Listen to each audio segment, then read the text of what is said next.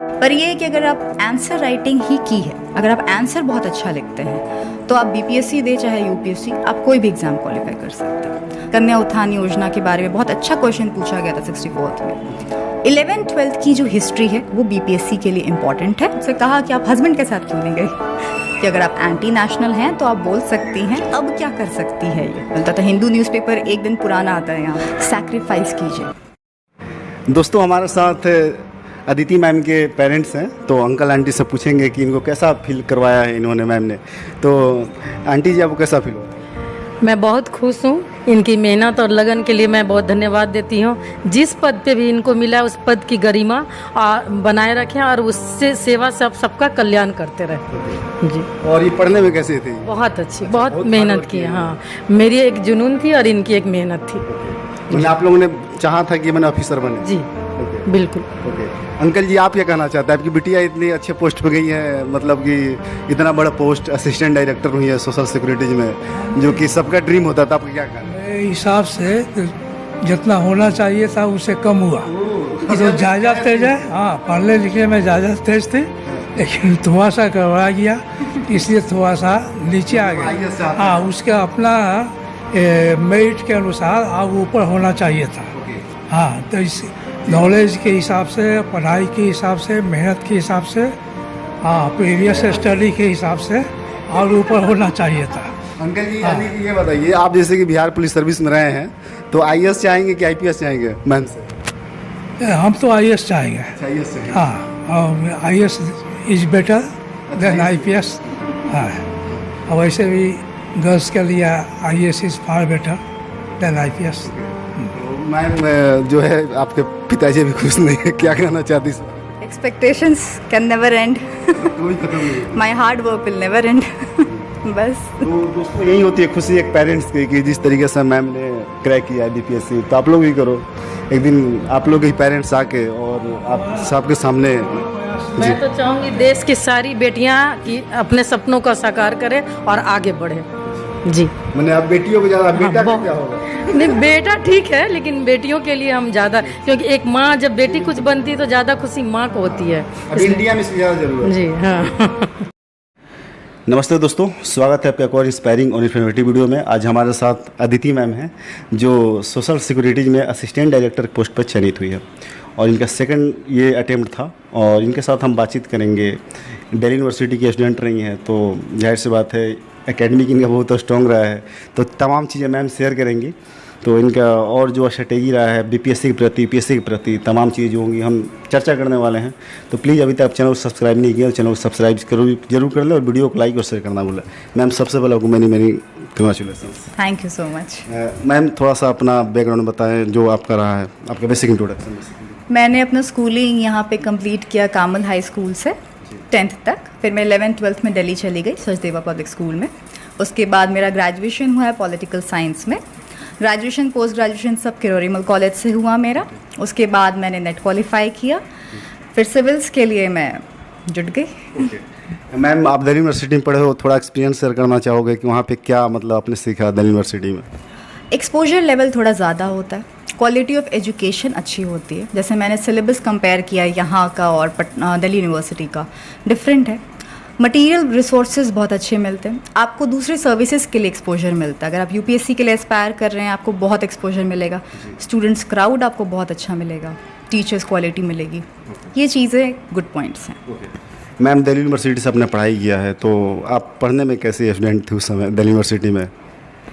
जी truly speaking थी तो मैं topper. First second third year मैंने टॉप किया है। पोस्ट ग्रेजुएशन भी अच्छा परफॉर्मेंस रहा है मेरा पॉलिटिकल साइंस में। मैम ने एक्चुअली बहुत अवार्ड जीता है, वो अवार्ड मैं आपको दिखाने वाला हूँ, वो वीडियो आपको दिखेगा।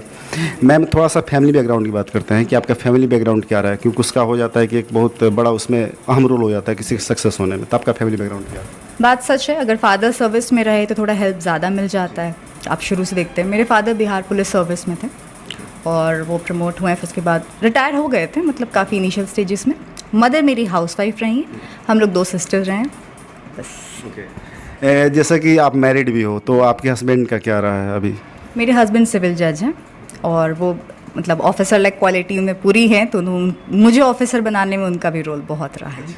तो आप जब आपकी जो मतलब रिजल्ट आ गया उसके पहले आपकी शादी जिस हम डिस्कशन कर रहे थे, तो उनका जैसे आपने बताया कि बहुत रोल रहा है, तो आपने आखिर ये डिसाइड कर लिया कि मुझे जॉब होने से पहले शादी करनी है? नहीं, देखिए सच तो ये है कि इसका प्रीलिम्स 2018 में हुआ है, ठीक है। मेंस मैंने 2019 में लिखा। मेंस के बाद मेरी शादी हुई है। मेरी शादी जो है वो हुई है दिसंबर 2020 में, और मैंने इंटरव्यू दिया है जनवरी 2021 में। तो इन द प्रोसेस मेरा सिलेक्शन भी हुआ है, इन द प्रोसेस मेरी शादी भी हुई है। सो मैम, अब थोड़ा सा आते हैं स्ट्रेटेजी की बात करेंगे, जो मतलब कि बेसिकली वही जानना चाहते हैं व्यूअर जो होते हैं, सारे एस्पिरेंट ही होते हैं सुनने वाले एक टॉपर को। तो आपने कब ये डिसाइड किया कि सिविल सर्विसेज हमें ज्वाइन करनी है? क्योंकि आप वहाँ पे एमफिल भी करना चाहती थी, आप नेट क्वालिफाइड हैं आप, तो आखिर उधर एजुकेशन से में नहीं जाके आखिर यहाँ पे सिविल सर्विसेज मेरा था तो चाइल्डहुड ड्रीम। फादर को देखा बचपन से, तो मेरा मन था यहाँ आने का। लेकिन होता यूँ है कि आप एकेडमिक्स में जब अच्छा परफॉर्म करने लग जाते हैं तो आपके एक्सपेक्टेशंस बन जाते हैं सबके कि आप वहाँ और डिग्री लीजिए, वहाँ अच्छा परफॉर्म कीजिए, एक बैकअप ऑप्शन हो जाता है वो चीज़ था। पर सिविल सर्विसेज मेरा शुरू से ड्रीम था, चाइल्डहुड ड्रीम। मैम, एक टाइम टेबल की बात हो जाती है कि टॉपर्स क्या टाइम टेबल फॉलो करते हैं, हालांकि बहुत पर्सनल क्वेश्चन है, तो आपका मतलब क्या टाइम टेबल हुआ करता है? जी, मैं हूँ एक मॉर्निंग पर्सन। 5:30 उठ जाना होता है, योगा, थोड़ा सा वर्कआउट, ये सब होता है, और दिन भर पढ़ाई में डेडिकेटेड। मैंने घर पे रह के पढ़ाई की है, मैंने कोई बाहर में तैयारी नहीं की है, तो घर में थोड़ा मम्मी पापा के मॉनिटरिंग में ही रही हमेशा। मैंने कोई कोचिंग नहीं, मॉक टेस्ट सीरीज़ किया है मैंने, मॉक टेस्ट पूरे लिए हैं मैंने। और उसके बाद मतलब घर पे रात तक का रूटीन, न्यूज़ ज़रूर देखती थी, न्यूज़पेपर पढ़ना, ये सब कुछ मेरा रहा है रूटीन में। 10 से 12 घंटा पढ़ाई मेरी होती थी। मैम, बीपीएससी और यूपीएससी जो भी प्रिपरेशन करते हैं एस्पिरेंट, वो यूपीएससी और स्टेट पीसीएस की तैयारी साथ ही साथ ले करते हैं, तो इन दोनों के बीच तालमेल कैसे बैठाना होता है? देखिए, अगर आप बीपीएससी और यूपीएससी की बात करते हैं तो सिलेबस थोड़ा सा डिफरेंट है। मुश्किल आती है क्योंकि वहाँ पे आपको एथिक्स पढ़ना पड़ता है, ज्योग्राफी बहुत डिटेल में पढ़ना पड़ता है, फिर वहाँ हिस्ट्री भी थोड़ा अलग नेचर का होता है, वर्ल्ड हिस्ट्री होता है, वो सब कुछ आपको बीपीएससी में नहीं मिलेगा। पर ये है कि अगर आप आंसर राइटिंग ही की है, अगर आप आंसर बहुत अच्छा लिखते हैं, तो आप बीपीएससी दे चाहे यूपीएससी, आप कोई भी एग्ज़ाम क्वालिफाई कर सकते हैं। तो और मेंस मतलब प्रीलिम्स में थोड़ा सा है, यूपीएससी टफ है, बीपीएससी ईजी है। अगर आप यूपीएससी के लिए बहुत डेडिकेटेड हैं तो बीपीएससी निकालना आपके लिए मुश्किल नहीं है मेरे अकॉर्डिंग। मैम, जैसा कि आपने बताया था स्टार्टिंग में कि आप पॉलिटिकल साइंस से आप मास्टर हो और उसमें नेट क्वालिफाइड भी होता है, पॉलिटिकल साइंस आपका ऑप्शनल सब्जेक्ट भी रहा है, तो उसकी तैयारी आप कैसे करते थे? पॉलिटिकल साइंस मेरे अपने नोट्स होते थे, ट्रेडिशनल बुक्स रहे हैं कुछ, वो मैं लिस्ट शेयर करूँगी, और नोट्स रहे हैं एक शुभ्रा मैम के नोट्स जो मैंने लिए, उन सबको क्लब करके मैंने अपना कॉन्कॉक्टेड नोट्स बनाया है, उसी से मैंने किया सब कुछ। मैम, आपने शुभ्रा मैम का नाम ले ही लिया और बुक लिस्ट की बात कर दी आपने, तो बुक लिस्ट मतलब बीपीएससी के लिए कौन कौन सी बुक के मतलब, और बिहार के पर्सपेक्टिव में ज़्यादा क्वेश्चंस आते हैं, तो आपने कौन कौन सा बुक पढ़ा है? देखिए, पहले मैं प्रीलिम्स के लिए बुक लिस्ट शेयर करूँगी। प्रीलिम्स में लूसेंट एक काफ़ी स्टैंडर्ड बुक है, काफ़ी क्वेश्चंस भी आपको मिलेंगे लूसेंट से। दूसरा एक एनसीईआरटी का जिस्ट आता है ज्ञान भारती का, वो बहुत अच्छी बुक है। घटना चक्र मैंने बहुत सॉल्व किया है। हिस्ट्री के लिए मैंने स्पेक्ट्रम कंप्लीट किया, स्पेक्ट्रम काफ़ी पढ़ा। पॉलिटी के लिए वही लक्ष्मीकांत काफ़ी अच्छा है। इकॉनमी ज्योग्राफी थोड़ा सा डिफरेंट एस्पेक्ट रहता है, उसमें चेंज करता है। प्रीवियस ईयर क्वेश्चंस ज़रूर सॉल्व कीजिए, प्रीवियस ईयर क्वेश्चंस में ट्रेंड्स देखिए कैसा आ रहा है, उसको ज़रूर फॉलो कीजिए। रही बात बिहार की, क्राउन पब्लिकेशन की बुक आती है बिहार स्पेशल, बहुत अच्छी बुक है, बहुत अच्छे से उसमें कंप्लीट वे में सब कुछ कवर्ड है, वो कीजिए। और इतना करके मॉक टेस्ट सीरीज़ बहुत लीजिए। एक मैम स्टैटिस्टिक्स वाला अलग डिफरेंट है, इसके बारे में थोड़ा। स्टैटिस्टिक्स तो हमारा मेंस का पोर्शन है, मैथ्स का सेक्शन है इस पे हमारे प्रीलिम्स में, तो मैथ्स तो बेसिक मैथ्स है, वो आप कमांड करिएगा। एक बुक आती है आपकी लूसेंट की भी आती है मैथमेटिक्स, उससे कर सकते हैं। साइंस पोर्शन बहुत इंपॉर्टेंट है, अभी 30 से 35 क्वेश्चंस आ रहे हैं प्रीलिम्स का। लूसेंट में भी साइंस का कवरेज अच्छा है, और एक लूसेंट साइंस भी बुक आता है जो बहुत अच्छी बुक है। प्रीवियस ईयर क्वेश्चंस बहुत रिपीट होंगे, आपको बहुत इजी होगा करना। लेकिन स्टैटिक पोर्शन को प्रीलिम्स अगर आपको करना है तो स्टैटिक पोर्शन को कमांड करके चलिए, बिकॉज करंट में थोड़ा सा प्रॉब्लम है। बिहार मैंने आपको बेसिक बुक बताया, अगर आपको बिहार करंट करना है तो बिहार की एक न्यूज़पेपर को ज़रूर पढ़िए, और बिहार का न्यूज़ जो शाम 7 बजे आता है, 3 से 4 जो पॉलिसी बेस्ड क्वेश्चंस होते हैं आपको ज़रूर मिलेंगे उसमें। ओके, मतलब बिहार जो दूरदर्शन का कशिश न्यूज़ टीवी आता है, ये सब करके 7 बजे हेडलाइंस जो होते हैं, कम से कम हेडलाइन सुनिए। कुछ योजनाएं होती, जैसे हमारे में था एक समीक्षा योजना था, विकास समीक्षा योजना, वो क्वेश्चन आया था, मैंने न्यूज़ के हेडलाइन में सुना था तो मैंने उसको मार्क कर दिया। एक एक नंबर भी इंपॉर्टेंट है। कन्या उत्थान योजना के बारे में बहुत अच्छा क्वेश्चन पूछा गया था 64th में, न्यूज़पेपर से मैंने उसको आंसर किया। मैम आप थोड़ा सा आते हैं मेंस पे, और मेंस में जो एक डिफरेंट है वो है स्टैटिस्टिक्स वाला पार्ट, क्योंकि और किसी एग्जाम में नहीं पूछा जाता, तो उसकी तैयारी कैसे करनी है स्पेशली? मैंने सबसे पहले तो प्रीवियस ईयर क्वेश्चन सॉल्व किए थे, और स्टैटिस्टिक्स का ये है कि जिस दिन आपका प्रीलिम्स आप श्योर हैं कि क्लियर हो रहा है, उस दिन से लेके आपके मेंस के एग्ज़ाम तक रोज़ क्वेश्चन सॉल्व कीजिए, एटलीस्ट 2 क्वेश्चन सॉल्व कीजिए, बहुत फ़ायदा होगा एंड तक। और टाइम लिमिट रख के कीजिए, क्योंकि एग्ज़ाम में क्या हुआ था, जब हम आंसर लिखने आए थे तो आंसर लिखें या मैथ सॉल्व करें का टाइम मैनेजमेंट बहुत टसल हो गया था हम लोगों के लिए वो चीज़। तो उसको रोज़ आप सॉल्व कीजिए, टाइम लिमिट रखें, जल्दी ही कर लीजिए, ज़्यादा अच्छा है। उसके लिए आपके पास प्रीवियस ईयर क्वेश्चंस से बेस्ट कुछ भी नहीं है। मार्केट में कुछ बुक्स अवेलेबल रहते हैं, आप चाहे तो वो भी कंसल्ट कर सकते हैं, पर थोड़ा चेंजिंग नेचर है, आजकल क्वेश्चंस बहुत टफ हो रहे हैं।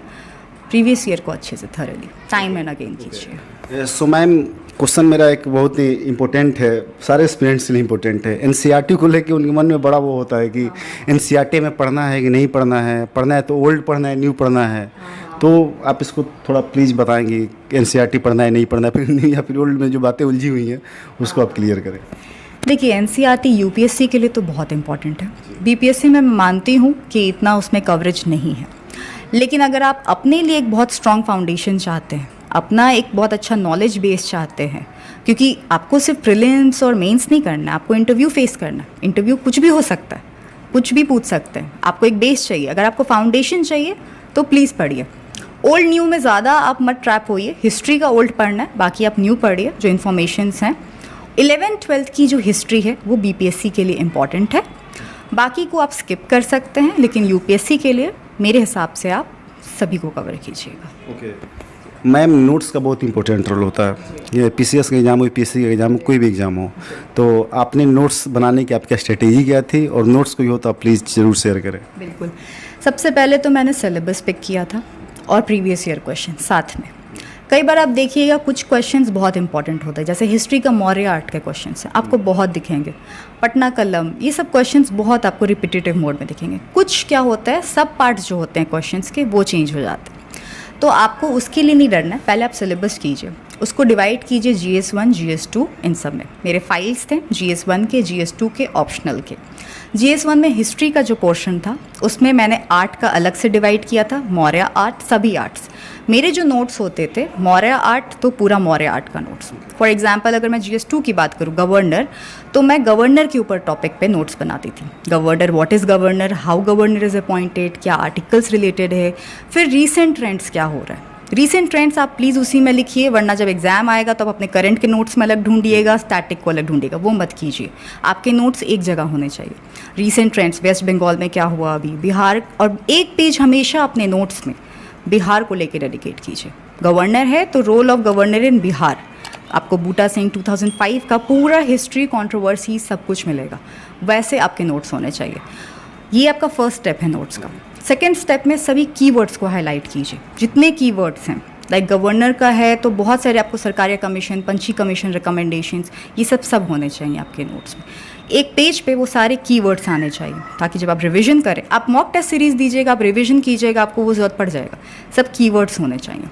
फिर introduction, body, conclusion, forming part पे आपके नोट्स से ही वो अमालगेमेशन होना चाहिए, पूरा ये होना चाहिए। मैम कोई नोट्स है तो प्लीज़ आप दिखा दें। मेरे पास अभी यहाँ पे नोट्स है, रविन्द्रनाथ टैगोर टॉपिक है, बहुत इंपॉर्टेंट टॉपिक है ये आप देख सकते हैं। मैंने इंट्रोडक्शन इसमें डिवाइड किया, रोल एंड कंट्रीब्यूशन, ये सब प्रीवियस ईयर क्वेश्चंस पे बेस्ड है।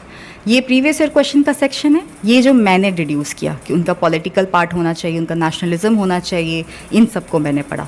फिर इन सब पे मैंने एक एक दो पेजेस प्रिपेयर किए। ये इंट्रोडक्शन के लिए मैंने प्रिपेयर, जैसे ये स्टैटिक पोर्शन है, रविन्द्रनाथ टैगोर स्टैटिक पोर्शन है, तो इस पर आपको नोट्स प्रिपेयर करना थोड़ा ईजी रहेगा। कुछ चीज़ें होते हैं जो करंट पोर्शन होता है, जैसे अभी कोविड को लेकर करंट पोर्शन है, तो उसकी इंट्रोडक्शन आपको ऑन द स्पॉट प्रिपेयर होगा, थोड़े करंट डेटाज, रीसेंट ट्रेंड्स से। ये आप जब बेसिक नोट्स प्रिपेयर कर लीजिएगा तो उसमें reports, indices, datas, economic survey, budget, उन सब का एडिशन होना चाहिए। ये आपके नोट्स को अलग बनाएगा। जब फाइनल स्टेज में आइएगा तब आप डायग्राम्स पे आइए, जहाँ मैपिंग चाहिए वहाँ मैप बनाइए आप। मेरा गवर्नर का जो आंसर था, मुझे याद है मैंने उसमें मैप बनाया था इंडिया का, और जहाँ जहाँ कर्नाटका में उस वक्त डिस्प्यूट था, वेस्ट बंगाल में डिस्प्यूट, मैंने सब एरियाज़ को मार्क कर दिया कि यहाँ गवर्नर के डिस्प्यूट्स रहें, ये कीजिए, ऐसे रहिए। और मतलब करंट को उसमें अमालगेमेट कीजिए। पहले स्टैटिक अपना लिखिए, स्टैटिक कहीं नहीं जाएगा, कभी नहीं चेंज होगा, लेकिन उसमें करंट ऐड कीजिए। और सब कुछ एक बंडल में होना चाहिए इस तरीके से। मतलब जब आप मेंस के तैयारी के लिए बैठिए तो 4 बुक्स मत खोल के पढ़िए, एक ऐसा बंडल आपके पास होना चाहिए और उसमें आपका सब कुछ है, ये होना चाहिए। सो मैम, अब इंटरव्यू की थोड़ी सी बात कर लेते हैं कि इंटरव्यू में कुछ यूनिक क्वेश्चन आपसे पूछे गए थे क्या? जैसे कि मैं एक टॉपर का इंटरव्यू कर रहा था, वो रेवेन्यू ऑफिसर थी, तो उन्होंने कहा कि मुझसे पूछा गया था कि जिस दिन बजट आया था निर्मला सीतारमण का, उनका काली साड़ी का कलर कौन सा था? तो आपके पास कोई यूनिक क्वेश्चन था या फिर कोई ऐसा डिफरेंट टाइप का क्वेश्चन मेंशन करिए? देखिए, मेरा इंटरव्यू एक तो सबसे पहले लास्ट में हुआ था, सबसे लास्ट में, और मेरा इंटरव्यू 30 to 35 मिनट्स हुआ। मुझसे 40+ क्वेश्चंस पूछे गए हैं। और ये जो कहते हैं कि बीपीएससी थोड़ा लो लेवल इंटरव्यू लेते हैं, ऐसा कुछ नहीं, बहुत हाई लेवल इंटरव्यू था। ग्रिलिंग क्वेश्चंस हुए थे। मुझसे एक सबसे हॉबी पे क्वेश्चन पूछा, मैंने बताया ट्रैकिंग। उन्होंने मुझसे कहा आप सिक्किम गई हैं क्या? मैं कहा नहीं सर। कहते आप क्यों नहीं गई हैं? मुझसे ये कहा गया। मैं को बताया कि सर वो लड़की हूँ, ऐसे घर से परमिशन नहीं मिल सकता जाने का। तो उन्होंने मुझसे कहा कि आप हस्बैंड के साथ क्यों नहीं गई? मैं कहा सर लास्ट महीने शादी हुई है। मुझे चेयरमैन सर ने वहाँ पे डिफेंड किया कि अब वो जाएगी। एक जो सबसे ट्रिकी क्वेश्चन मुझसे किया गया था वो ये था कि उस वक्त इंडिया में फार्म स्ट्रगल चल रहा था, जिस वजह से रेड फोर्ट पे जो इंसिडेंट्स हुआ था वो हुआ था, और साइमल्टेनियसली यूएसए में कांग्रेस में इन्वेजन हुआ था। उन्होंने मुझसे उन दोनों को कंपेयर करने कहा, और पॉलिटिकल लीडर्स का, यूएसए के political leaders as well as India के पॉलिटिकल लीडर्स का व्यू बताने को कहा। और एक पॉइंट पे मुझसे ये कह दिया कि अगर आप एंटी नेशनल हैं तो आप बोल सकती हैं, उसमें आप हेजिटेट मत कीजिए। ये क्वेश्चन था, बहुत डिफरेंट था मेरा इंटरव्यू, मतलब काफ़ी डिफरेंट था। एक जगह मुझसे पूछा गया कि इस्लामिस्ट टेररिज्म क्यों बोलते हैं, उसको इस्लामिज़म टेररिज्म क्यों नहीं बोलते हैं। मैक्विले मिनट पे, मतलब मुझसे फैक्चुअल क्वेश्चंस नहीं हुए थे, मुझसे क्वेश्चंस के अंडरलाइंग टेनेट्स पूछे गए थे कि मैक्विले ने इंग्लिश इंडिया में जो इंग्लिश एजुकेशन लेके आए वो इंडिया में सब कुछ वर्नाक्यूलर को डिस्ट्रॉय करने के लिए था क्या? तो ऐसे स्टेटमेंट वाइज क्वेश्चंस थे, ग्रिलिंग थे, पर उसको फेस करना होता है। सो मैम, प्रिपरेशन के दौरान बहुत सारे ऐसे एस्पिरेंट होते हैं, वो भी डीमोटिवेट फील करते हैं, टॉपर्स भी करते हैं, जहाँ तक मैं मानता हूँ। तो आपने भी किया होगा, डीमोटिवेशन आपके अंदर आया होगा, एनर्जी एक समय हो ऐसा पूरा एकदम डाउन कर गई होंगी कि अरे अब नहीं हो रहा है, चाहे ये जो भी हो। तो उसको आप पर्सनली कैसे मैनेज करती थी? देखिए, थोड़ा डिफ़िकल्ट तो हो जाता है, डीमोटिवेशन सभी को आता है। थोड़ा सा भी फेलियर आए, थोड़ा सा भी रिजल्ट में डिले आए तो लोग यही बोलते हैं, कभी कभी बोलते हैं प्रीलिम्स तो सबका हो जाता है, ये बोलने लगते हैं, मेंस हो जाएगा तो ठीक है, अभी आगे भी तो एक स्टेज है। ये सब बहुत तरीके की बातें आती हैं, उनको फेस, देखिए ना आपको कोई मोटिवेट कर सकता है बाहर से, ना आपको कोई डीमोटिवेट कर सकता है बाहर से। आप अंदर से जो स्ट्रॉन्ग हैं वही आपके लिए सब कुछ। क्योंकि आज आप यहाँ एक्सटर्नली डिमोटिवेट हो रहे हैं, कल आप ऑफिस में कैसे प्रेशर को फेस कीजिएगा, कल आप गवर्नमेंट में कैसे फेस कीजिएगा सब कुछ। इसीलिए अपने अंदर एक शील्ड बनाइए चारों तरफ, खुद के लिए सब कुछ कीजिए, एक्सटर्नली मत डरिए।